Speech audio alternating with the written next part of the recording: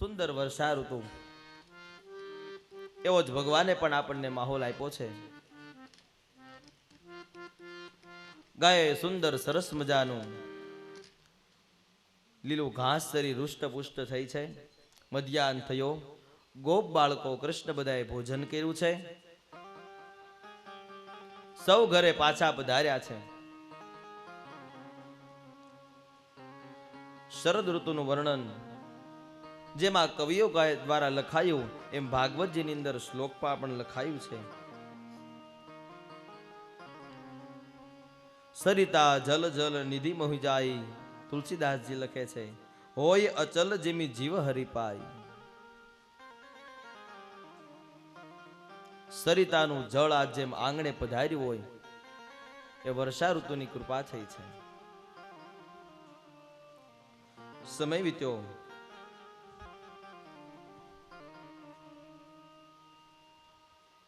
ધીમે ધીમે ધીમે ધીમે ભગવાન યુવાન અવસ્થાની અંદર આવી રહ્યા છે.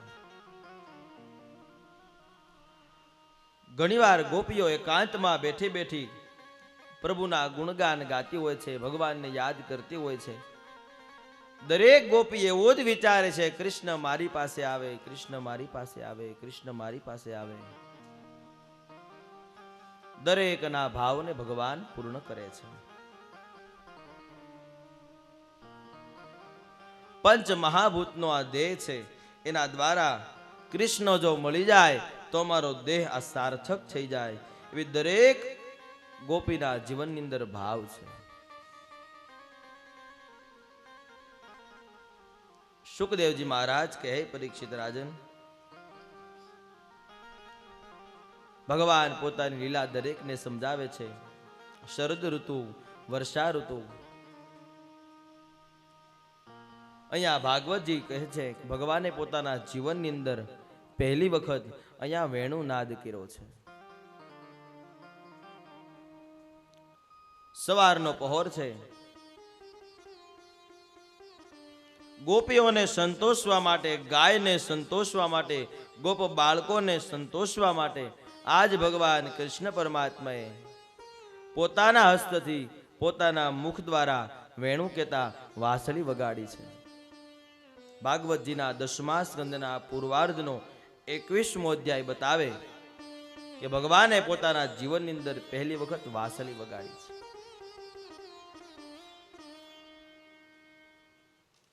દશમ સ્કંદ કહે છે, ભગવાન જ્યારે આ વાંસળી વગાડે છે, વેણુ ગીત કરે છે, આ વેણુને સાંભળતા, આ વાંસળીને સાંભળતા ધીમે ધીમે ધીમે ધીમે ધીમે ધીમે ગોપીઓ પોતાનું ભાન ભૂલી ગઈ છે. જમાડતા બાળકને નીકળી ગઈ છે. બાળકો રમતા રમતા, ભોજન કરતા કરતા નાદ સાંભળવા નીકળી ગયા છે. વાછરડાઓ માનું દૂધ પીતા પીતા નીકળી ગયા છે. આખું ગોકુળ ગામ ભગવાન વૃંદાવનની અંદર કદમના ઝાડ નીચે ઉભા ઉભા એક પગ પર એક પર ચડાવી અને વાંસળીનો નાદ કરે છે.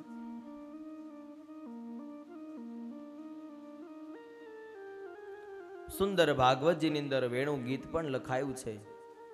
ગોપીઓ બોલે છે આ ગીતની અંદર કે હે કૃષ્ણ, હે કાના, તારી વાંસળીની અંદર અમે મોહિત થયા છીએ. આ વૃંદાવનના સરોવરો, વૃંદાવનના પુષ્પો, વૃંદાવનના ફળો મદોન્મત ભમરાઓ જેમ ગુંજન કરી રહ્યા હોય આવા તારા વાંસળીના સૂર છે. બહુ બધો સમય થયો ભગવાન વાંસળી વગાડે છે. ભગવાનની ફરતે ફરતે વાછરડાઓ આવી જાય છે. ગોપ બાળકો શાંત થઈને આ વાંસળીને સાંભળે છે. સુંદર નાદ થઈ રહ્યો છે. થોડો સમય ગયો ને ત્યારે ગોપીઓને ઈર્ષા જાગી છે.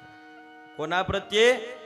વાંસળી પ્રત્યે ઈર્ષા જાગી છે. વાંસળીના ભાગ્ય તો જો ભગવાન કૃષ્ણને હાથે લગાવે છે, ભગવાન કૃષ્ણને મુખે લગાવે છે.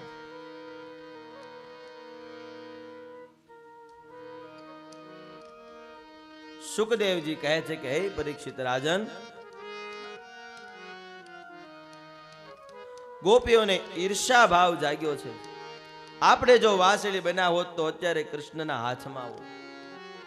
ગોપીઓ કેવું વેણુ ગીતની અંદર વર્ણન કરે છે.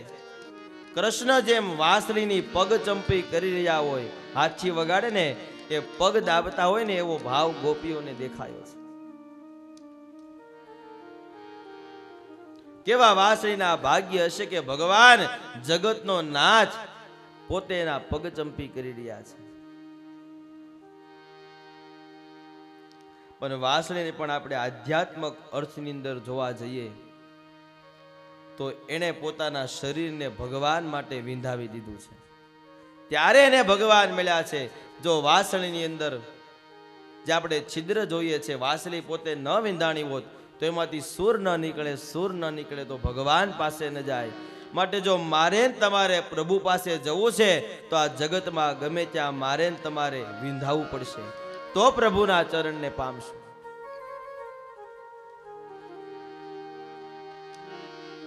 તમારા જીવનમાં જો તમે બંધ થઈને કોઈની સામે ચાલશો તો કોઈ દિવસ રસ્તો નહીં મળે. એક વખત ખુલી જાજો તો રસ્તો મળી જશે.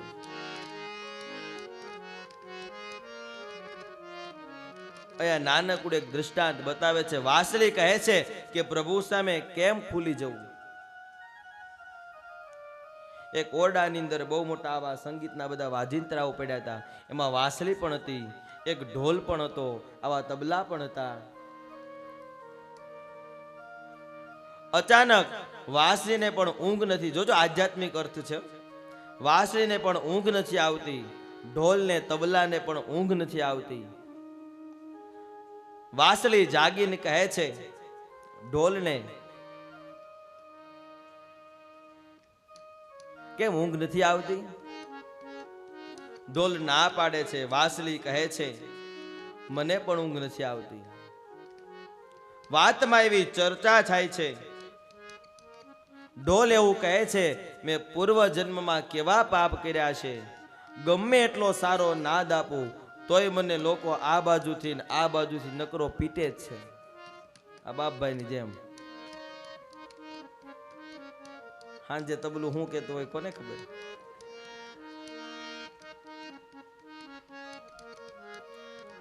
મારી તો દશા બેહાડી દીધી છે. આવું ઢોલ ને તબલા બોલે છે. ત્યારે વાંસળી કહે છે અને તું તો કેવી રૂપાળી ઢોલ કહે છે.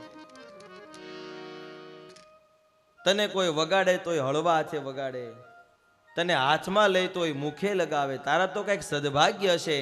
ત્યારે વાંસળી આધ્યાત્મક અર્થ સમજાવે તે દ્રષ્ટાંત જેવાનું કારણ એ છે કે સાંભળ ઢોલ કે તબલા જે હોય તે સાંભળ. હું જગતની સામે છે ને ખુલ્લી પડી ગઈ છું. હું જો બંધ રહી હોત બે બાજુથી કે ઉપરથી તો આ જગત મને તારી જેમ જ પીટે. પણ હું બધાની સામે ખુલ્લી પડી ગઈ છું. જો તુંય જો ખુલ્લો થઈ જા ને તો તને કોઈ દિવસ કોઈ ટીપે નહીં. આ હમણાં તબલું ભાંગી જતા ને બાપભાઈ બીજી વાર હાથમાં લે ન લે. એમ વાંસળીનો કહેવાનો મર્મ છે જીવનમાં બધાની સામે જેવા છો ને એવા ખુલ્લા થઈ જજો. અને જો તમારી વાતને તમારા જીવનને છુપાવશો તો કોક આમથી આવીને પીટશે ને કોક આમથી આવીને પીટશે. એક વાંસળી પણ મને તમને મર્મ સમજાવી જાય છે. અને પ્રભુ પાસે જવું હોય, કોઈ સદગુરુના ચરણમાં જવું હોય તો તમારા જે સપનાઓ છે ને આને વિંધવા પડે છે. ગોપીઓને ભગવાન પ્રત્યેનો પ્રાદુર્ભાવ થયો છે. પ્રભુ પ્રત્યે એને પણ ઈર્ષાઓ જાગી છે. આપણે પણ વાંસળી હોત તો આજ ભગવાનના ચરણમાં હોત. કથા તો ત્યાં સુધી કહે છે ભગવાને વાંસળી વગાડી આનો અવાજ બ્રહ્મલોકની અંદર ગયો છે, ઇન્દ્રલોકની અંદર ગયો છે, કૈલાસ ધામની અંદર ગયો છે. ઋષિ મુનિઓ પોતા યજ્ઞને ભૂલી ગયા છે. શિવને પોતાની સમાધિ તૂટી ગઈ છે. બ્રહ્માજીને વેદ ભણતા હતા, વેદ પણ ભૂલી ગયા છે. સુખદેવજી કહે છે હે પરીક્ષિત રાજન, પ્રભુના વાંસળીના નાદને સાંભળી યમુનાજી પણ બે કાંઠે વહીને છલકાવા લાગ્યા છે. ગોવાળ બાળકો પરમ આનંદમાં છે. અહીંયા વેણુ ગીતનું ઉદાહરણ તરીકે કહે છે, સુખદેવજી કહે છે કે હે રાજન, ગોપ બાળકોના કહેવાથી, પ્રાર્થના કરવાથી ભગવાને વાસીને પોતાના મુખથી અલગ કરી છે. બધાને પોતાની માયાથી મોહિત કર્યા છે. ભગવાને આંખ ઉગાડી તો આખું ગોકુળિયું ગામ ભગવાનની સામે છે. સૌ પાછા વૃંદાવનની અંદર ગયા છે. અહીંયા કથા કહે, શરદ માસ પૂર્ણ થાય છે, હેમંત ઋતુ આવી છે. દરેક ગોપીઓ, દરેક સ્ત્રીઓ અહીંયા કાત્યાયનીનું વ્રત કરે છે. માં કાત્યાયનનું વ્રત બતાવ્યું છે. શરદ ઋતુ પૂર્ણ થાય, હેમંત ઋતુ શરૂ થાય, એટલે કે વર્ષા ઋતુ પૂર્ણ થવાના આરે હોય, ચોમાસું પૂર્ણ થવાના આરે હોય અને શિયાળો બેસવાનો હોય, આ સમયે દરેક સ્ત્રીઓએ માં કાત્યાયનીનું વ્રત કરવું જોઈએ. શેની પ્રાપ્તિ કરાવે છે? આ ઋતુનો પ્રથમ મહિનો છે તે માગશર મહિનો છે. માગશર મહિનાની અંદર માં કાત્યાયનીનું વ્રત થાય છે. અને ભગવાન કૃષ્ણને જો કોઈ પ્રિય મહિનો હોય તો માર્ગશીર્ષ છે. માર્ગશીર્ષ ગીતા માગશર મહિનો. ભગવાન લખે છે ગીતાજીના 10મા અધ્યાયમાં 35મા શ્લોકમાં ભગવાન લખે છે કે માસા નામ માર્ગશીર્ષોહમ. 12 માસની અંદર તમે જો કોઈ મને જોવા માંગતા હોય તો હું તમને માગશર મહિનામાં દેખાઈશ. એટલે કીધું માસાના માર્ગશીર્ષોહમ.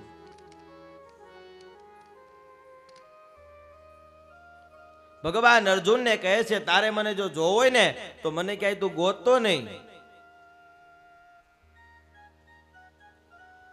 અર્જુન પૂછે ભગવાન તમને ગોતવા ક્યાં, તમે ક્યાં મળો? ત્યારે ભગવાન કહે છે નાહમ વસામી વૈકુંઠે યોગીના હૃદયે ન ચ. હું ક્યાંય વૈકુંઠમાં નથી, હું કોઈ યોગીના હૃદયમાં નથી, હું કોઈ સંતના હૃદયમાં નથી. નારદજીને કહે છે, અર્જુનને પણ કહે છે, જ્યાં જ્યાં મારા ભક્ત મારા ગુણગાન ગાય છે, જ્યાં મારી કથાઓ થતી હોય છે, જ્યાં મારું ભજન થતું હોય છે, તત્ર તિષ્ઠામિ નારદ. નારદ ત્યાં જ મારો વાસ હોય છે.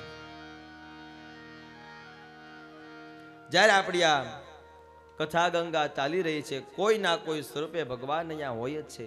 પછી કદાચ મને તમને આ શ્રીફળમાં દેખાય, ભાગવતજીના ગ્રંથમાં દેખાય, સાક્ષાત પ્રભુના ચિત્રમાં દેખાય, અથવા કોઈ પણ સ્વરૂપમાં દેખાય, ભગવાન કથાને માટે આવ્યા જ હોય છે.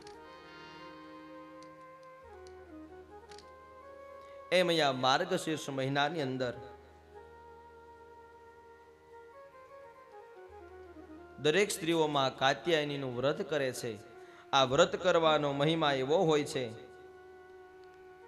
શ્લોકની અંદર બતાવ્યું છે વ્રત કરવાથી ગોપીઓ અને સ્ત્રીઓ ભગવાન પાસે શું માગે છે.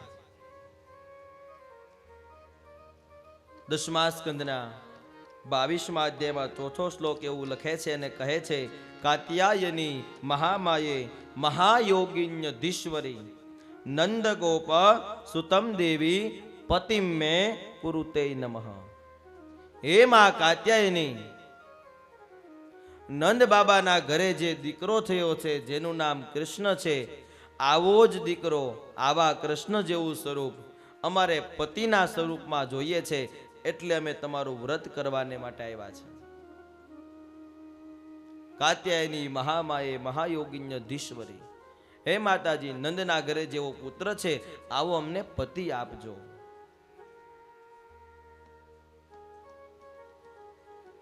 કાત્યાયની વ્રત મોટી સ્ત્રીઓ કરે છે, મોટી દીકરીઓ કરે છે. આપણા પહેલાના રિવાજ પ્રમાણે નાની બાળાઓ ગોરમાને પણ પૂજે છે. નાની દીકરીઓ ગોરમાને પૂજે, સારો વર મળે. ઘણા લગ્ન થાય પછી બહેનોને બોલતા સાંભળ્યા છે કે અમારા નાગલા ઉડી ગયા. બોલતા નહીં કોઈ દી. તમે આવું કહો તમારે શું કહેવાનું?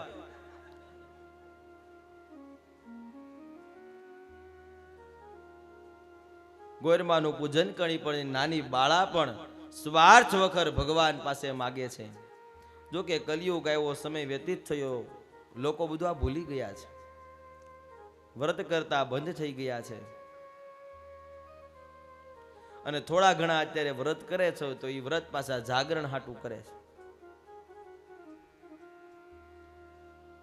અહીંયા માં કાત્યાયનીનું પૂજન કરે છે. પૂજન કરવું હોય તો તીર્થમાં સ્નાન કરવું પડે. તીર્થમાં સ્નાન કરી પછી ભગવાનની પૂજા થાય. એટલે અહીંયા દરેક ગોપીઓ માં કાત્યાયનીના પૂજનને માટે તીર્થમાં સ્નાન કરવા ગઈ છે, યમુનાના ધરામાં સ્નાન કરવા ગઈ છે.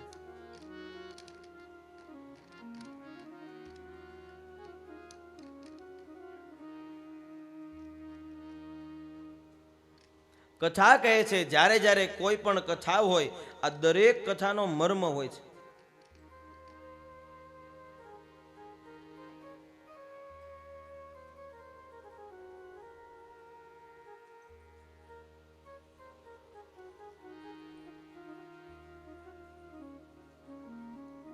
ઘણી બધી વાર જોયું છે, નાની નાની બાળાઓ ગોરમાનું પૂજન કરે, મોટી સ્ત્રીઓ પણ નાના મોટા વ્રત કરે, પણ દરેક વાતના મર્મને સમજી અને પછી વ્રત કરવું જોઈએ. તમે તમારા આંગણે કોઈ પણ વ્રત કરો છો તો આ વ્રત કોણે કીધું છે, શું કામ કરવું જોઈએ ને વ્રત કરવાથી શું ફળ મળે છે, આટલું જાણ્યા પછી જે વ્રત કરાય. આજે તમારા આંગણે આ 7 દિવસની ભાગવત કરો છો, તમે જાણ્યું છે કે આ ભાગવત કરવાથી સમસ્ત દેવંગત પિતૃઓને મોક્ષ મળે છે, ત્યારે તમે આ કથા કરવા બેઠા છો.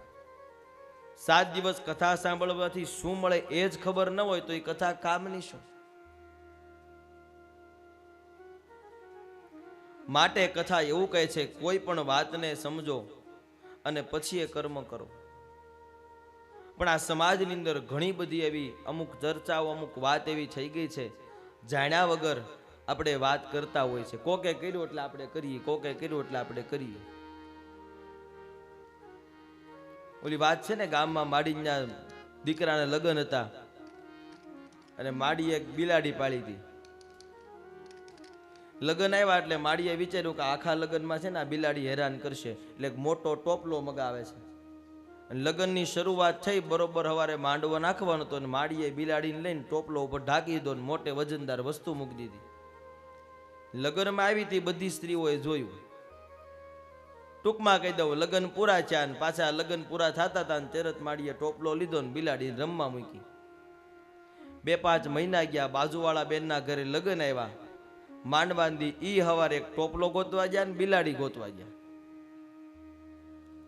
માડી વડીલ છે, એને આવું કર્યું છે, આપણે આવું કરવું પડે. આવી અણસમજ આપણા સમાજમાં પ્રેરાય છે. પણ એને હું કામ ટોપલો મગાવ્યો, હું કામ મીંદડી, એ તો પૂછો.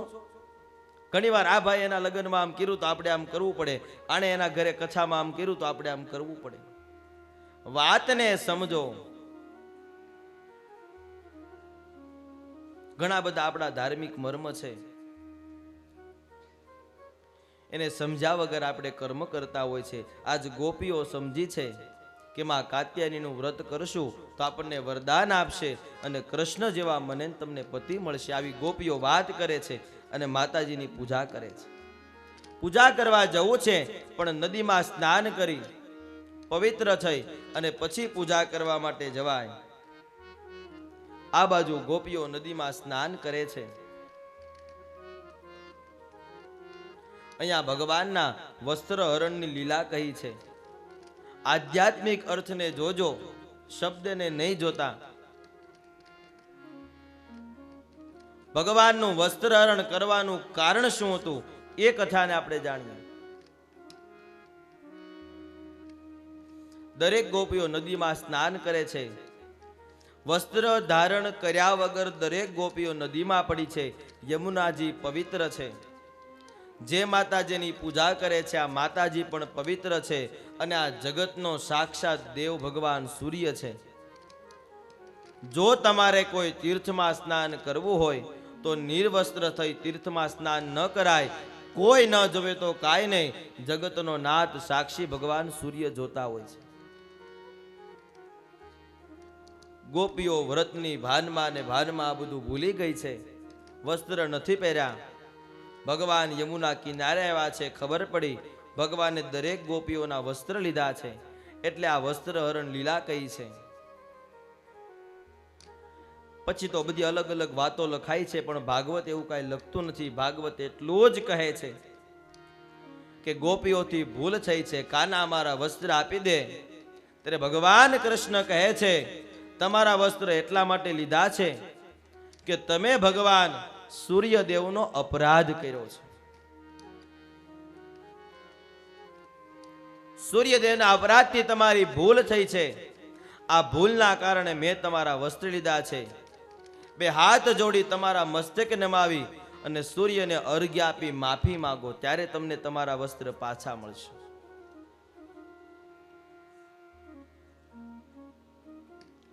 સુખદેવજી કહે છે કે હે પરીક્ષિત રાજન, દરેક ગોપીઓ ભગવાન સૂર્ય પાસે માફી માંગે છે, ભગવાન વસ્ત્ર પાછા આપે છે. ભગવાને વસ્ત્ર દીધા. આ વસ્ત્ર હરણ લીલા અહીંયા પૂર્ણ થાય છે. ભગવાન આ વસ્ત્ર હરણ લીલાને પણ આધ્યાત્મિક અર્થમાં એવું સમજાવે છે, ભગવાને ગોપીઓના તો વસ્ત્ર હર્યા છે, પણ જ્યારે ને જ્યારે હું તમે આ કથાને સમજી છે ને, ત્યારે વસ્ત્ર રૂપે આપણી વાસનાને ભગવાન હરી જાય છે. ત્યાં ગોપીઓના વસ્ત્ર હતા, અહીંયા મારીને તમારી વાસના છે. પછી અલગ અલગ વાસના એટલે કે પ્રીતિ. કોઈને ભોજનમાં પ્રીતિ હોય, કોઈને શણગારમાં પ્રીતિ હોય,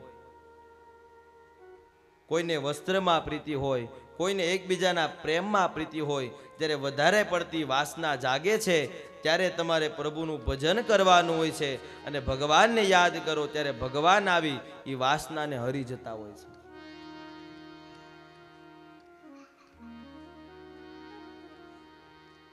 મારા કે તમારાથી આ વાસના આમનામ છૂટતી નથી. જો એમ ધારી લઈએ કે હું ધારીશ એમ મારું જીવન વિતાવી શકીશ, આવું કોઈ દિવસ બનતું નથી. ભગવાનના શરણે જાઓ ત્યારે જ તમારી વાસના છૂટતી હોય છે. સુખદેવજી મહારાજ આગળ પરીક્ષિતને કથા કહે છે. ધીમે ધીમે ધીમે ધીમે સમય વીત્યો. સર્વ વૃંદાવનની અંદર પધાર્યા છે. એક દિવસનો સમય છે. ભગવાન અન્ય સખાઓની સાથે, ગોપ બાળકોની સાથે વૃંદાવનમાં આવ્યા. મધ્યાહનનો સમય થયો, બહુ ભૂખ લાગી છે. આ કથા પણ મને તમને બહુ મર્મ સમજાવે. ગમે તે કથાને સાંભળો, જો એના મર્મને ન સમજો તો એ કથા છે એક વાર્તા થઈ જાય છે. હું તમને વચ્ચે દાખલા આપું છું, એ વાર્તા છે, પણ મૂળ કથાને તમે સમજો કે આ કથા સાંભળવાનું મહત્વ શું હતું, કથાનો મર્મ શું હતો, તો એનું નામ કથા છે. નકર તો આપણને બધાને વાર્તા કહેતા તો આવડે જ છે.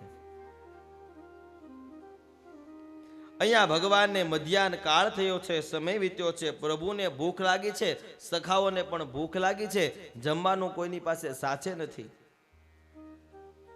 પ્રભુએ આજ્ઞા કરી, જાઓ બાજુરામાં ગામ મથુરામાં જાઓ, ત્યાં બ્રાહ્મણો ઋષિઓ યજ્ઞ કરતા હશે, એમની પાસે જઈને કહો અમને ભૂખ લાગી છે, તમને જમવાનું આપશે. ગોપ બાળકો દોડતા દોડતા ગયા. બ્રાહ્મણો યજ્ઞ કરે છે. ઓમ નમો ભગવતે વાસુદેવાય સ્વાહા, વિષ્ણવે સ્વાહા. આવા યજ્ઞ શરૂ છે. ગોવાળિયાઓ જઈ કહે છે, વૃંદાવનમાં કૃષ્ણ છે, અમે એના સખા છીએ, અમને બધાને ભૂખ લાગી છે, કંઈક અમને આ યજ્ઞમાંથી પ્રસાદ રૂપે જમવાનું આપો.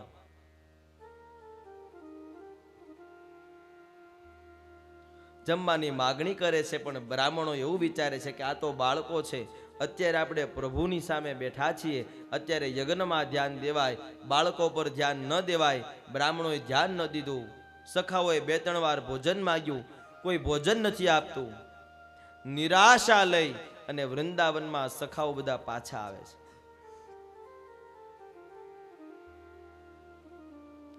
દરેક સખાઓ વૃંદાવનની અંદર પાછા આવે છે.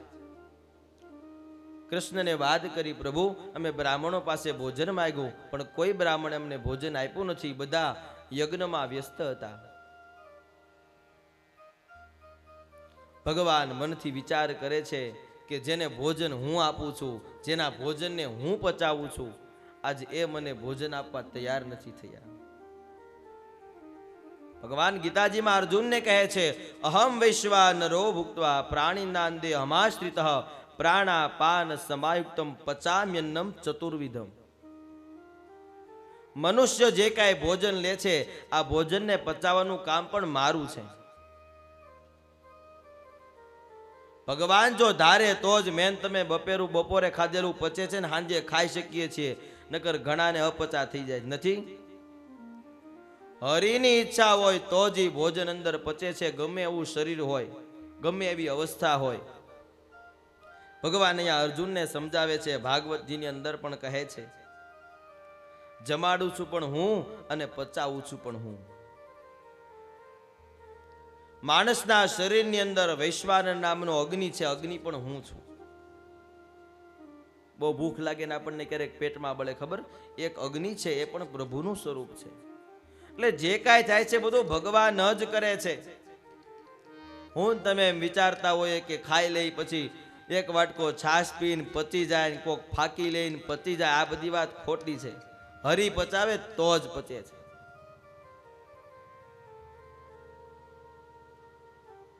ભગવાન કહે છે, જાઓ ગોપ બાળકો સખાઓ, તમે બ્રાહ્મણ પત્ની પાસે જાઓ, એ તમને ભોજન આપશે.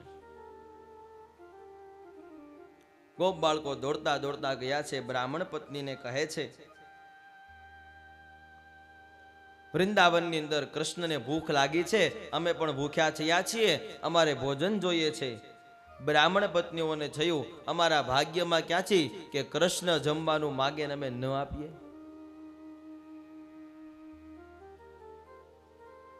બ્રાહ્મણ પત્નીઓએ બહુ સુંદર સરસ મજાના ભોજન બનાવ્યા છે. ભગવાન માટે ભોજન બનાવી મોકલ્યા છે. બ્રાહ્મણ પત્નીઓ પોતે કહે છે કે સાંભળો ગોપ બાળકો, અમારે પણ કૃષ્ણને જમાડવા સાથે આવવું છે.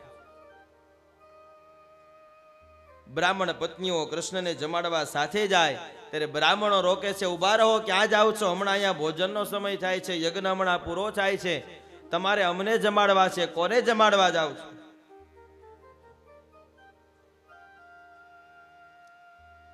પણ છતાં પણ બ્રાહ્મણ પત્નીઓ બ્રાહ્મણનું સાંભળતી નથી અને દોડતી દોડતી કૃષ્ણ પાસે જાય છે. પાછળ પતિનું જે થવું હોય તે થાય, રીસાવું હોય તો રીસાય, પણ આજે અમારે ભગવાનને જમાડવા છે. બ્રાહ્મણ પત્નીઓ દેવને જમાડે છે. દેવ પ્રસન્ન થયા, આશીર્વાદ દીધા, તમારી દરેક મનની ઈચ્છા પૂરી થશે. આટલું કહી બ્રાહ્મણ પત્નીઓ કહે છે, કૃષ્ણ તમારી વાત તો સાચી, પણ અમારા પતિદેવ અમારા પર ક્રોધાયમાન થશે. અમે એની વાતને માન્યા નથી. એને જમાડવાના સમયે અમે તમને જમાડ્યા છે, પણ ભગવાનની કંઈક એવી લીલા છે. બ્રાહ્મણોની મતિ બુદ્ધિ ભગવાને ફેરવી, યજ્ઞ પૂરો થયો ને યાદ આવ્યું કે આપણા આંગણે સાક્ષાત ભગવાન આવ્યા હતા. જે ભગવાન મૂર્તિમાં દેખાય છે એને આપણે જમાડવામાં રહ્યા, સાક્ષાતને આપણે જમાડી ન શક્યા, આપણાથી અપરાધ થયો છે.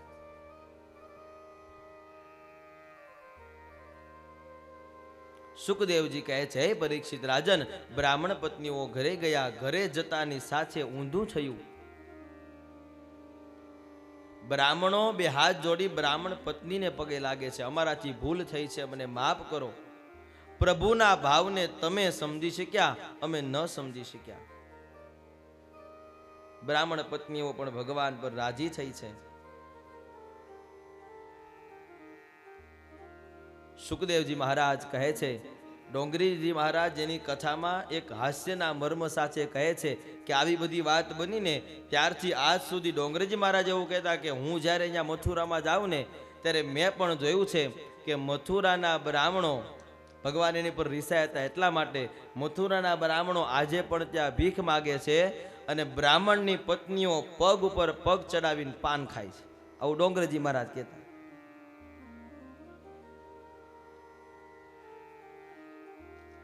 મથુરાના બ્રાહ્મણો, અમારા સુરતના નહીં. તમને પાછું બ્રાહ્મણ કે એટલે તરત તમારું યાદ આવે.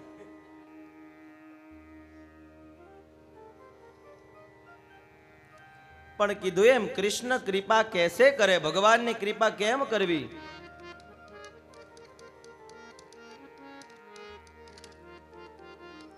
ગાયના કતલ થતા હોય, બ્રાહ્મણોનું અપમાન થતું હોય, એમાં પછી ભગવાન કેમ કૃપા કરે? હે, ભગવાનને ગકાર બહુ પ્રિય છે, ભગવાનને ગીતાજી પ્રિય છે, ભગવાનને ગાય પ્રિય છે, ભગવાનને ગોપી પ્રિય છે. અને જ્યારે મનુષ્ય ધર્મ દ્વારા આનો નાશ થાય, આને હણવામાં આવે, તો ભગવાન કૃપા ક્યાંથી કરે? માટે ભાગવત શાસ્ત્ર કહે છે, ભગવાન બ્રાહ્મણ પત્ની ઉપર પ્રસન્ન થયા. સમય વીત્યો. ધીમે ધીમે દિવાળીના દિવસો આવે છે. ભગવાન વૃંદાવનમાં પરિવાર સહિત બેઠા છે. થોડો સમય વીત્યો, દિવાળીના દિવસો આવ્યા. પ્રેમથી બધા ઉત્સવ કરે છે, દીવડા પ્રગટાવે છે, નવા નવા વસ્ત્રોને ધારણ કરે છે. વહેલી સવાર થઈ, બ્રહ્મ મુહૂર્ત થયું, બધા રંગોળીઓ પૂરે છે. વૃંદાવન આખું સુંદર શોભી રહ્યું છે. કૃષ્ણ અને દાવજી દંત ધાવન સ્નાનાદિ કર્મ પતાવી, પૂજા કર્મ પતાવી, વસ્ત્ર અલંકાર શણી સજી અને બહાર આવ્યા ને, ત્યાં નંદ બાબાએ આખા ગામને ભેગું કર્યું છે. ભગવાનને ખબર નથી શેના માટે ભેગા થયા. નંદરાયજી આખા ગામને ભેગું કર્યું. કૃષ્ણ દાવજી પણ આવીને બેઠા છે અને નંદ બાબા વાત મૂકે છે કે સાંભળો વૃંદાવન વાસીઓ, સાંભળો ગોકુળ વાસીઓ, દર વર્ષે આપણે જે કર્મ કરીએ છીએ એ કર્મ કરવાનો સમય આવ્યો છે. દર વર્ષે ઇન્દ્ર આપણી ઉપર વૃષ્ટિ કરે છે અને ઇન્દ્ર જ્યારે વૃષ્ટિ કરે ત્યારે આપણને જળ મળે છે. જળ મળે એટલે પૃથ્વી ઉપર ઘાસ થાય છે. એ ગાયો ઘાસને ખાય છે. આપણે પણ એમાં અનાજ વાવીએ છીએ અને આપણે ભોજન કરીએ છીએ, એટલે આપણે ઇન્દ્રના ઋણમાં કહેવાઈએ. દર વર્ષે દિવાળીના દિવસો પછી કારતક માસની અંદર આપણે ઇન્દ્રનો યજ્ઞ કરીએ છીએ. તો આવો આપણે સૌ સાથે મળી આ વર્ષે પણ ઇન્દ્રનો યજ્ઞ કરીએ અને ઇન્દ્રને એનો ભાગ આપીએ. સુખદેવજી કહે છે, સાંભળ પરીક્ષિત રાજન, અહીંયા આ વાત કરી ત્યારે ભગવાનને કંઈક થોડોક વિચાર આવે છે કે ઇન્દ્રનો કેમ યજ્ઞ કરવાનો, યજ્ઞનો ભાગ ઇન્દ્રને કેમ આપવાનો? ઇન્દ્રનો યજ્ઞ કરવાથી શું થાય? કૃષ્ણ કહે છે, મને નથી લાગતું કે જો ઇન્દ્ર વૃષ્ટિ કરતા હોય અને પૃથ્વી પર જળ આવતું હોય અને ગાયોને ઘાસ મળતું હોય. સભા શરૂ છે. નંદ બાબાને બે હાથ જોડી કૃષ્ણ પ્રાર્થના કરે છે. કૃષ્ણ અહીંયા તત્વ જ્ઞાન આપે છે. નંદ બાબા સહિત વૃંદાવન વાસીઓને તત્વ જ્ઞાન ભગવાન કૃષ્ણ કહે છે, કર્મથી જ જીવનો જન્મ થાય છે, કર્મથી જ જીવનું મૃત્યુ થાય છે. કંઈક એવા કર્મ પૂર્વ જન્મમાં કર્યા છે તો આપણો જન્મ થયો છે, કંઈક એવા જન્મ આ જન્મમાં કર્યા છે તો આપણું મૃત્યુ થાય છે. માટે હંમેશા માણસને માટે કર્મ મહાન છે. આવું ભગવાન ગીતાજીની જેમ અહીંયા ભાગવતમાં તત્વ જ્ઞાન આપે છે. માટે હે નંદરાયજી, આ બધું કર્મનું ફળ છે. તમે એમ માનો છો કે ઇન્દ્ર વૃષ્ટિ કરે તો જ વરસાદ આવે?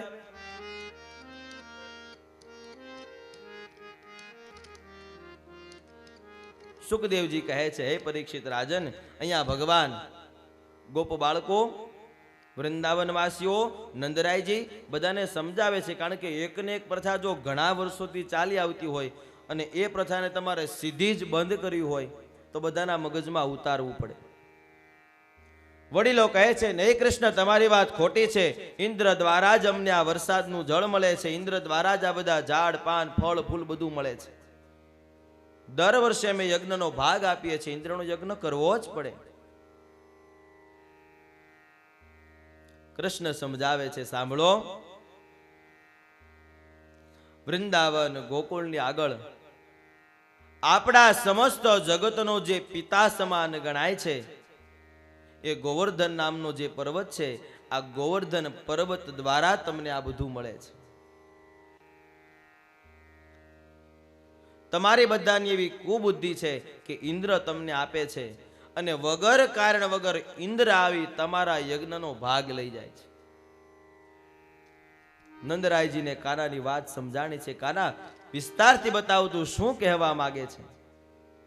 કૃષ્ણનું કહેવું એવું છે, આજ પછી તમે ઇન્દ્રના નામનો યજ્ઞ બંધ કરો અને ગોવર્ધનના નામનો યજ્ઞ કરો.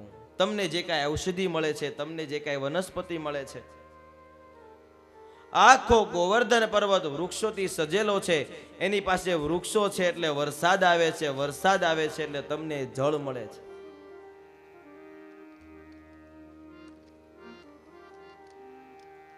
ભગવાન કૃષ્ણ પરમાત્માએ બધાને વાત સમજાવી, બધાની એમાં હા પડે છે. તમે જ્યારે ગોવર્ધનની પૂજા કરો, શું કરવું? ભગવાન કૃષ્ણ કહે છે, ગોવર્ધનને 16 શણગાર સજાવો, ગોવર્ધનની ફરતે દીવડા પ્રગટાવો, ગોવર્ધનને યજ્ઞ કરો અને યજ્ઞનો ભાગ ગોવર્ધનને આપો. આ બધી વાત છે. સુખદેવજી મહારાજ કહે છે, હે પરીક્ષિત રાજન, ભગવાન અહીંયા બતાવે ગોવર્ધનની પૂજા એટલે પ્રકૃતિની પૂજા. પ્રકૃતિ એટલે કે તમારા ને મારા આંગણે વાવેલું એક વૃક્ષ.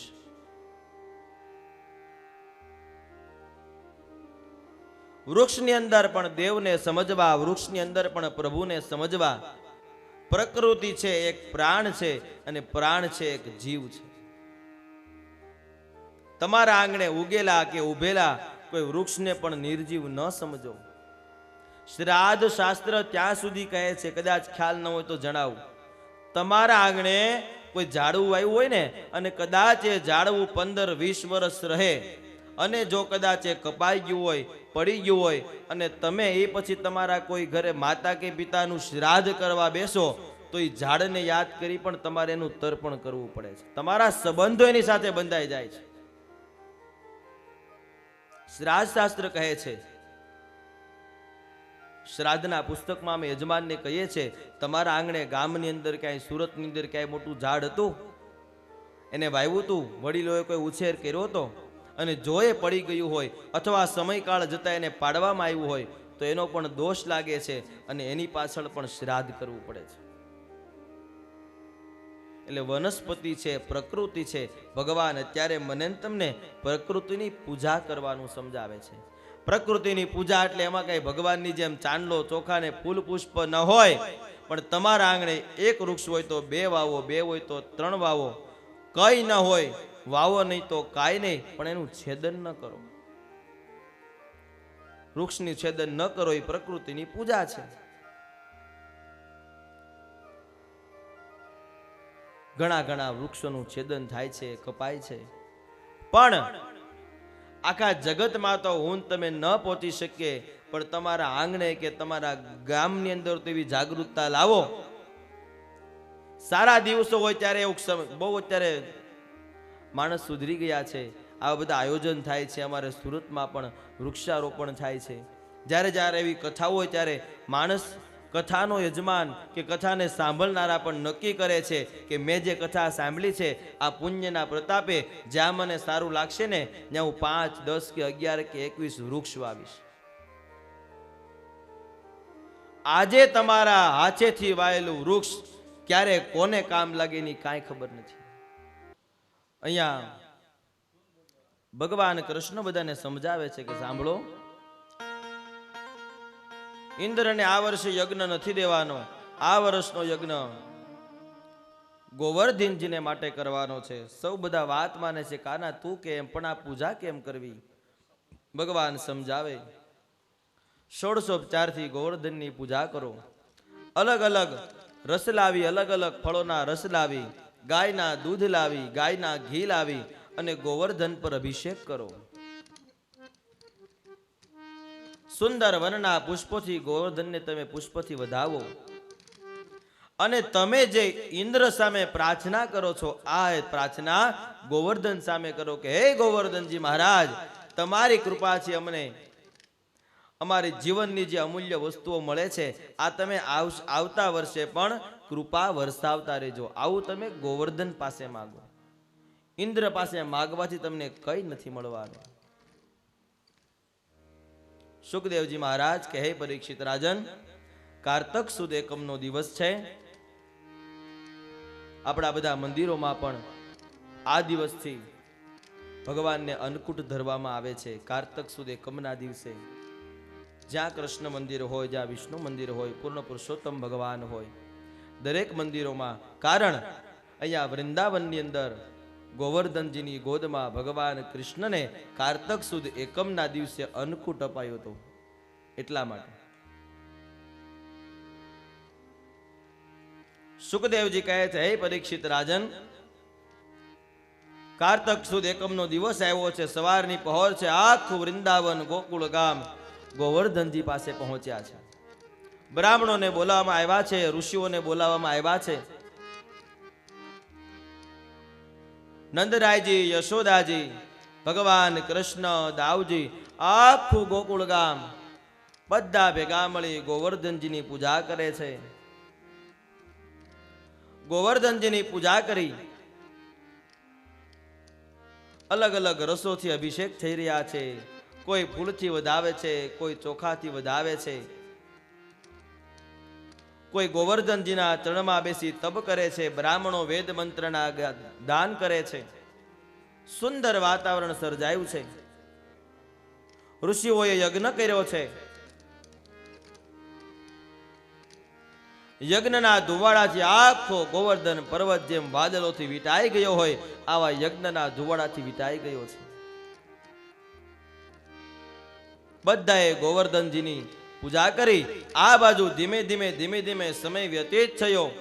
ઇન્દ્રને ખબર પડે છે કે મારા ઇન્દ્રલોકની અંદર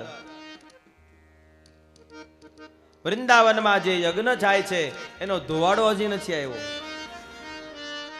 કેમ આજે યજ્ઞ ક્યાં છે? ખબર પડી ઇન્દ્રને. પોતાના ઇન્દ્રલોકમાંથી અહીંયા ઇન્દ્ર પધારે છે, જોવા આવે છે. મારો યજ્ઞ ક્યાં શરૂ છે? કોઈ ઇન્દ્રના નામનો યજ્ઞ કરતો નથી. ગોવર્ધનજીની પૂજા થઈ રહી છે. ગોવર્ધનજીની પૂજામાં પ્રાધાન્યપણે મુખ્ય રૂપે ભગવાન કૃષ્ણ છે. ઇન્દ્રને ખબર પડી, જોયું. આ બધા કારણ શું છે? ખબર પડી કે કૃષ્ણ દ્વારા કહેવામાં આવ્યું છે ઇન્દ્રના યજ્ઞને બંધ કરો અને ગોવર્ધનજીની પૂજા કરો. ઇન્દ્ર કોપાયમાન થાય છે. આજ કૃષ્ણને બતાવું મારી પાસે શું શક્તિ છે. કેટલું જળ આપી શકું છું, કેટલી વર્ષા વરસાવી શકું છું. ઇન્દ્ર કોપાયમાન થયા.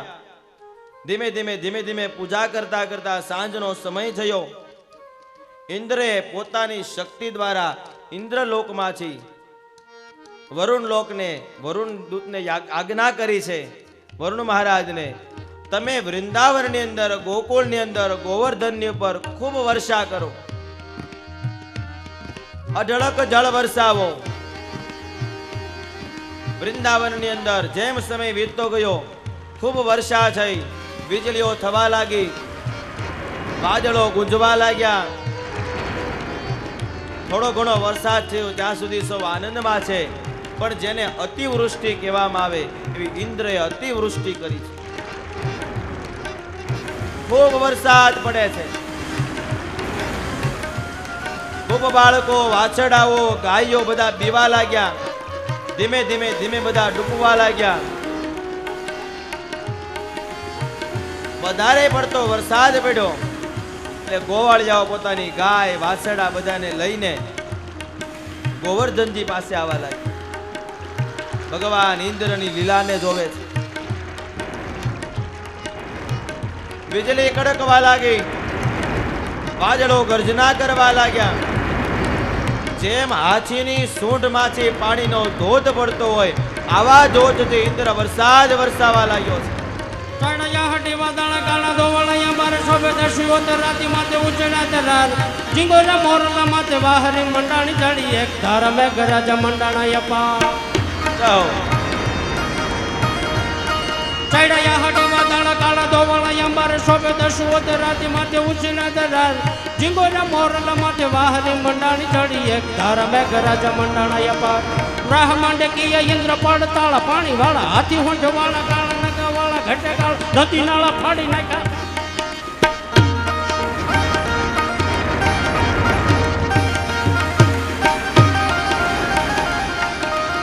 હાડી વાદળ ગાળ ધોવાળા પર શોભ દશુઓત રાતી માથે ઉછીના દરાર ઝીંગોર મોરલા માથે વાહરી મંડાણી ચડી એક ધારા મેઘરાજા અંડાણયા પાર ગ્રહ મંડકીય ઇન્દ્ર પડતાળા પાણી વાળા હાથી હોંડ વાળા મંડાણા હિંડો જગા વાળા નદ વાળા નદી નાળા ફાડી ને કયાળા માથે ચાલા દાળા મેલી હતા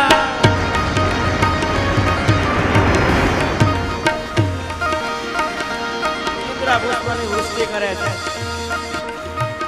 દિવસો વીતતા ગયા એક દિવસ બે દિવસ 3 દિવસ 4 દિવસ 7 દિવસ વીતી ગયા છે 7 દિવસ સુધી ઇન્દ્ર અતિવૃષ્ટિ કરે છે ખૂબ વરસાદ પડે છે ભયંકર વરસાદ થયો અંધાર પર છવાઈ ગયો છે ક્યાંય તેજ નથી ઇન્દ્ર લોકમાંથી જુએ છે વરુણદેવને કહે છે હજી વર્ષો આખો ગોવર્ધન પર્વત તણાઈ જવો જોઈએ એટલે વર્ષા કરો ખૂબ વરસાદ થાય છે શ્રાવણ જલ બરસે સુંદર દર્શન બાદલ બરસે યા બરસે શ્રાવણ જલ બરસે સુંદર દર્શન બાદલ બરસે યા બરસે बरसे लता लहर से नदिया बरसे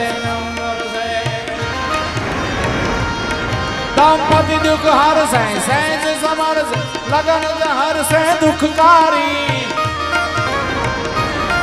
कहे राजे प्यारी में बलिहारी गोकुल जावई गिरधारी तम गोकुल जावई गिरधारी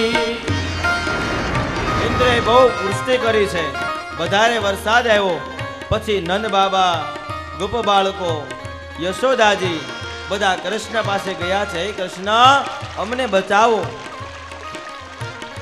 ગાય વાછરડા બધા ડૂબવા લાગ્યા છે ગોપ બાળકો ડૂબવા લાગ્યા છે હમણાં બધા મરણને પામશે નંદરાયજી બે હાથ જોડી મસ્તક નમાવી પુત્ર રૂપી જગતના નાથને પ્રાર્થના કરે છે આજ અમને આમાંથી ઉગારો ખૂબ પ્રાર્થના કરી ખૂબ આજીજી કરી ભગવાન કહે છે તમારા બધાની પ્રાર્થના તો બરાબર પણ હવે ઇન્દ્રના અભિમાનને તોડવાનું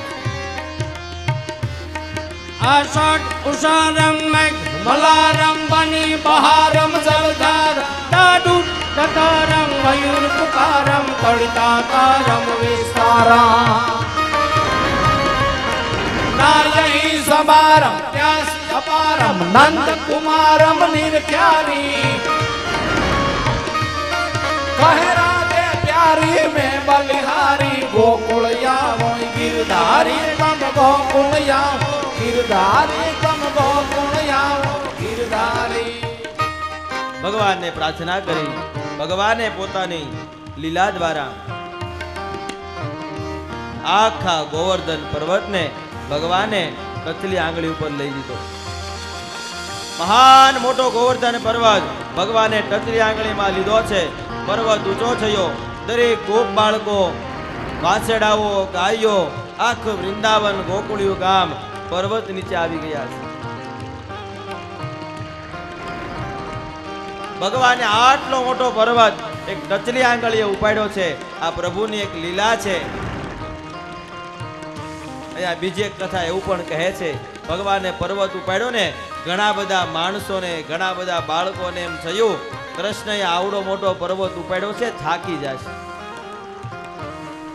ગાયને ચરાવવાની લાકડીઓ લઈ આવો આપણે ટેકો આપી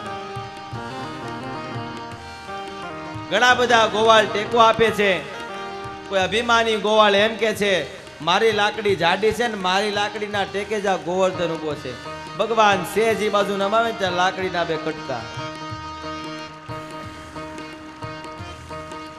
એ કાના લેજે બચાવજે બચાવજે ને ભગવાન પાછા આમ પર્વત ઊંચો કરે છે જ્યારે જ્યારે મને તમને અભિમાન આવે ને ત્યારે ભગવાન એક આ લાકડી તોડીને એમ ટકોર કરે છે, સાંભળ છે, જે કાંઈ છે એ હું છું, તારામાં તું કાંઈ નથી.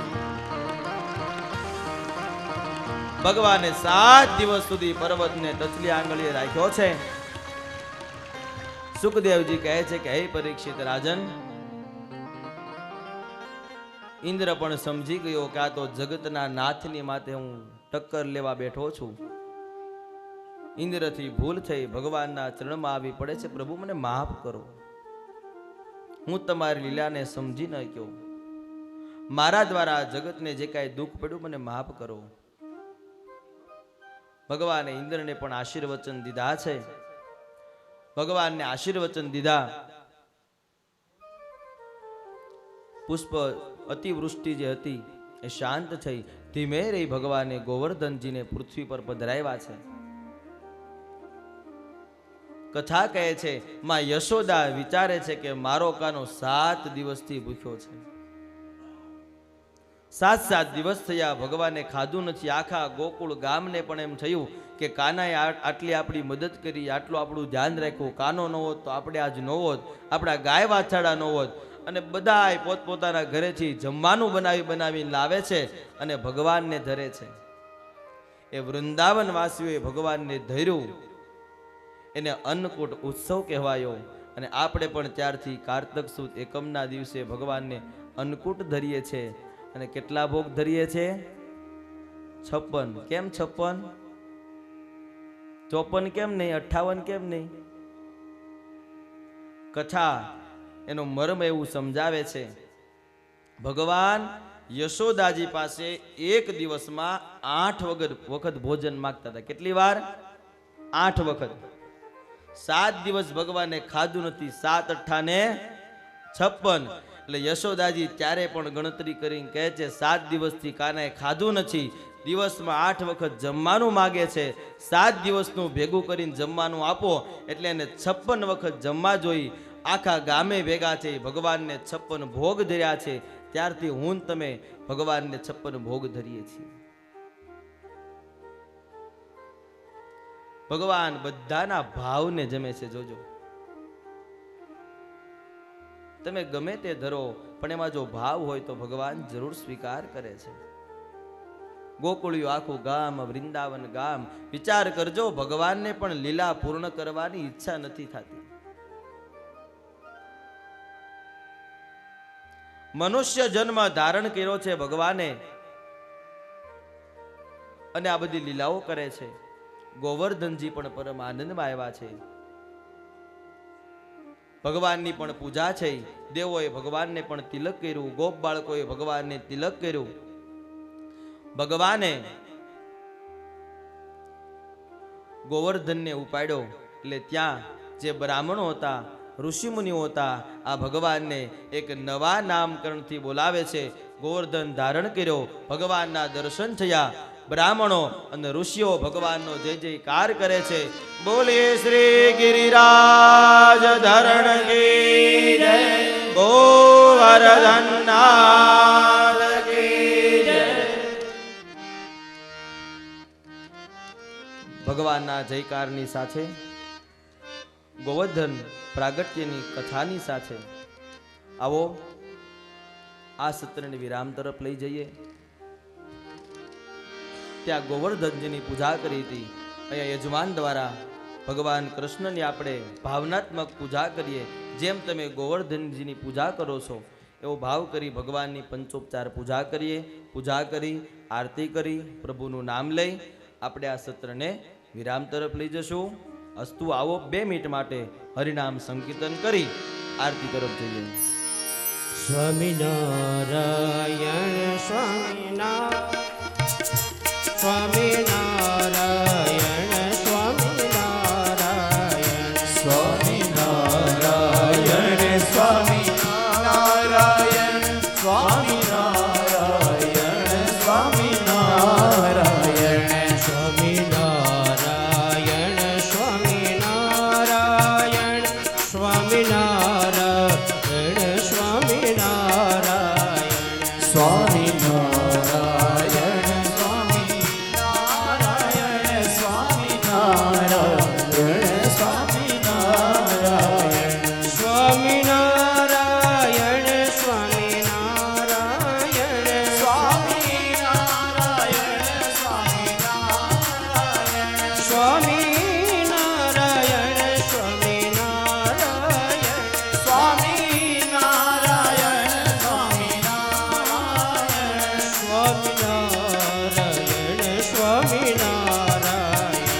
સ્વામિનારાયણ સ્વામિનારાયણ સ્વામિનારાયણ સ્વામિનારાયણ સ્વામિનારાયણ સ્વામિનારાયણ સ્વામિનારાયણ સ્વામિનારાયણ સ્વામિનારાયણ સ્વામિનારાયણ સ્વામિનારાયણ સ્વામિનારાયણ સ્વામિનારાયણ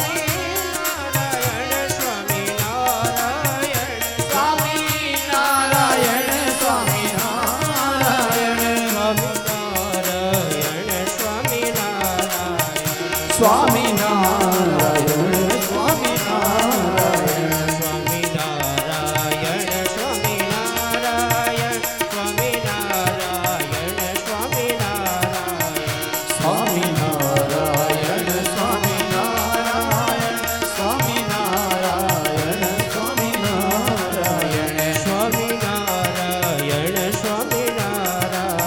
સ્વામિનારાયણ સ્વામિનારાયણ